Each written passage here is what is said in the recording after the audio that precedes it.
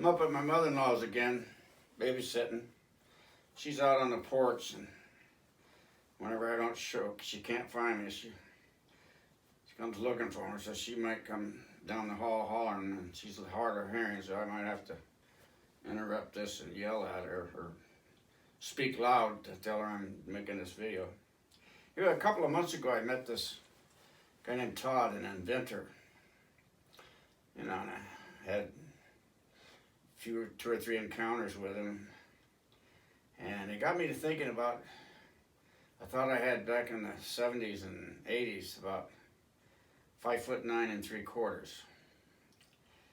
And what it is like, just say you have a coconut, you cut it in half and you lift it up with a 1/4 inch in between it. So I'm 5'9" 3/4, and so take this 1/4 inch band and lift my head up a little. Then I got this 1/4 inch thing here, and that's where the thoughts of, at the time I thought of inventors, but Todd's real tall, so it's just having that 1/4 inch gap there. It has nothing to do with a person's height. But you might be having a thought of an invention that just comes to you, but somebody in China or the other side of the world might be thinking the same thing. So the thing I'm thinking is our thoughts don't belong to us. They're just out there, and they just kind of, we walk through them, doesn't matter if we're going up a hill or down in a hole, we're in that little gap of ideas. Type invention, I'm thinking of invention gap. And I think people were always watching us drywall hangers back. I got in 1969, and we watched a movie about going through the apprenticeship program, and they were before that they were lathers, so they had these lathering axes, plumb axes, but they had a little knife-like blade on it because they would scribe it and break it. But anyway, so you're using the same type of plumb hammer without that cutting thing on it. And the guys that had already would go to a junkyard and get that bottom leaf springs about this long, little round, and you just lay that on the ground and kick it under there and step on it and bring the board up and nail it in position. And then they took a bolt and they welded it to it to keep it at an angle towards, because it was kind of rocking before. You'd have to do the heel of your shoe to get it right where you want it. But now it's always pointed downward. And it wasn't too long after that they came up with this big, wide, gigantic thing with a rod going through something so you can move around and around, and little ledge and you go under the board and kick it up. And the plumb axes, they were so heavy. I thought, oh my goodness, I gotta get the weight off. Before I did that, here's an old plumb axe head I found out in the shed. And the first thing I did is, see this waffle head? That keeps nails from bending. But that edge, these were like pyramids, coming to a point almost. So this outer edge was just horrendous for your fingers, because you're holding the nail up like this, and you're setting the nail, and then bam, bam, set, bam, bam, set, bam, bam, set, bam, bam.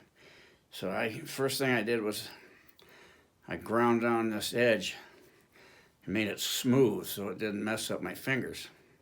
But man, they're just so heavy. Why do they have to be so heavy? So my wife's father lived across the street, so I had him take the torch and made a big round, took a big hunk of this metal out of here.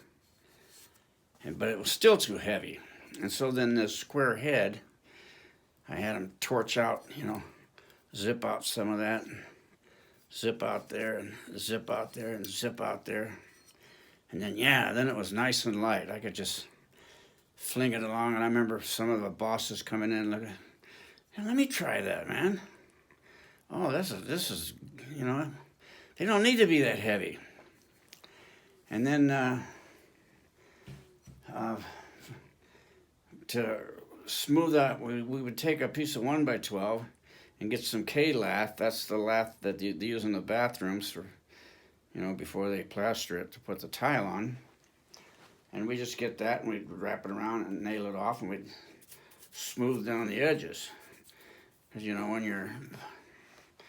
you cut out a window and you're putting the window wraps on, I was just taking, because there was no glass in them at the time, you just scraped it all off. But we started making these things anytime you wanted to smooth the rough edges. When you cut a piece of rock, is, you know, it's bumpity and smoothing. And it wasn't long after that they came out with a rasp. So, you know, it's like someone's watching us. And it wasn't too long after I remodeled my axe head, they came out with a Vaughn with a wooden handle. And there it is. The piece I cut out and those rounded edges.